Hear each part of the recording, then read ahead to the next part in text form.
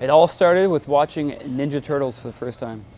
Hello, my name is Matt DiMarcantonio, and I am the co-owner of Niagara Top Team with Chris Prickett. My name is Chris Prickett. I'm one of the co-owners here at Niagara Top Team, as well as the wrestling coach. And yeah, that's it.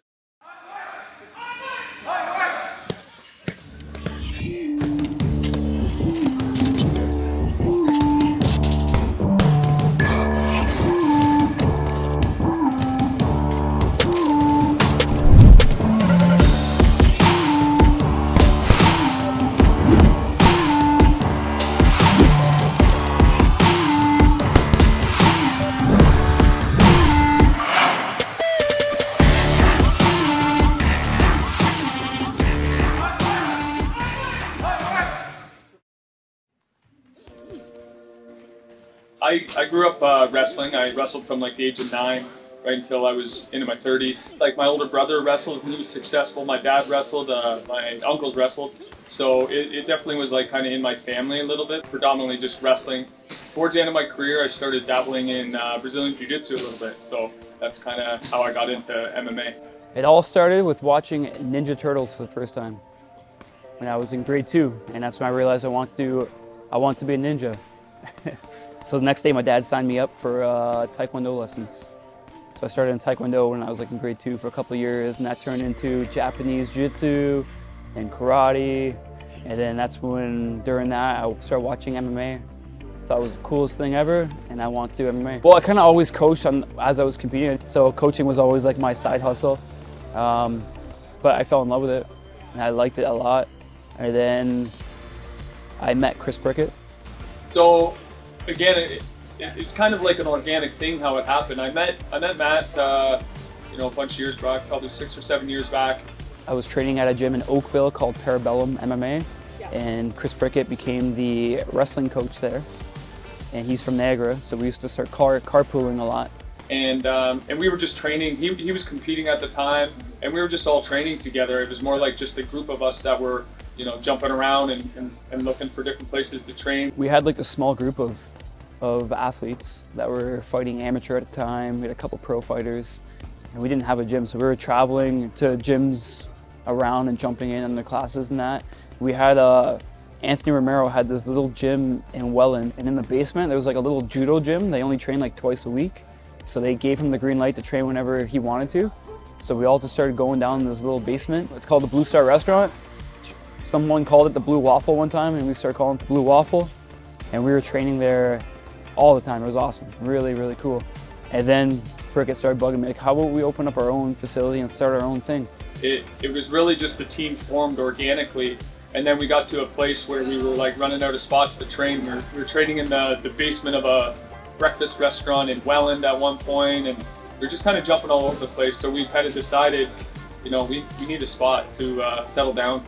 And then eventually we ended up going through with it. And that's when we got into the basement in St. Catharines. We found a location, small basement, found some mats, put it down. Decided, we'll call it, I think one of T-Shay Guthrie was the one, just started calling us our group Niagara Top Team. That's crazy. Right, he just started calling us Niagara Top Team, and then we're like, what are we going to name our gym? And then I think T-Shay and some of the guys were like, oh, well, gotta be Niagara Top Team now, because you guys have just been calling ourselves that, so we just kind of stuck with it. Our other place was 4,000 square feet. The building we had like 2,000 square feet of mat space. Yeah. It's like a quarter size of what this building is. So it's just the size is massive. It helps grow our system. What we're doing here is we're running that the pro team, which is obviously about to happen right now. But I think something that maybe a lot of people don't know is that we have like kids programs, and we're trying to build MMA and combat sports, whether it's jiu-jitsu, wrestling, Muay Thai, boxing, from the ground up as well. So I think that's really important. That's how I got my start. That's how D-Mark's got his start. So I think that's important too, that we recognize that it all started somewhere. So that's important for us as well. As talking about why we got into this. It was for the professional team and to try to help these athletes reach the pinnacle. But now, we're in it almost 5 years. And I find I just think a lot more about kids and like how I got started into it, and how it was just like, for me I had a few coaches throughout my career that had such an impact on my life, and help build that passion that I have. Our goal is to build a huge like-minded community here. From the recreational groups, like from our kids classes all the way up, but from like the competitive side, yeah, we want to have a facility and coaches that'll be able to take people to the highest level. What makes a good coach? I think the same thing that makes a good athlete. It's like commitment, passion. I feel like I'm very passionate about the sport, and that makes a good coach.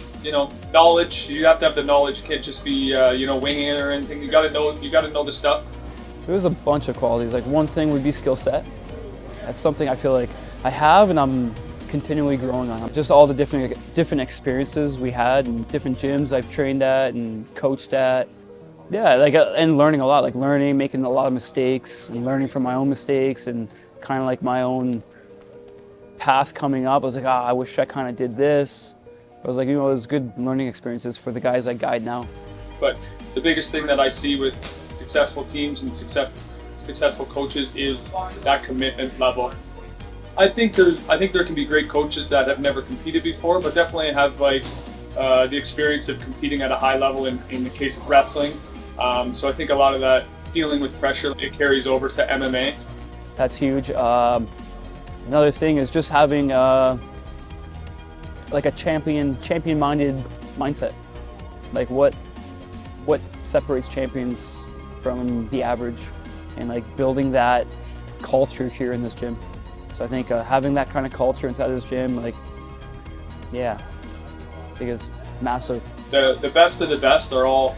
Every one of them say it. It's all a mind game at the end of the day. So the dealing with the nerves and dealing with the pressure is a huge factor. Because it's one thing to compete inside the room in the training facility with your teammates, but it's a completely another thing to go out there and compete against someone else who's trying to hurt you in the case of MMA. So pressure is a big thing that we talk about a lot, and a lot of times I find the preparation for that fight is what helps you deal with that pressure. And the guys and the girls will do a lot of mental prep where they visualize being in the arena or in the stadium or whatever it is, and that's how they do it. My daughter just turned 11 yesterday, and she's competing in her first wrestling tournament this weekend. And I was talking to her a little bit about pressure. She's got a lot of expectations on herself, and I just said how those are just those expectations aren't real. It's just about going in, giving your best effort and stuff. So I always talk to the guys about having goals and setting goals and reaching goals.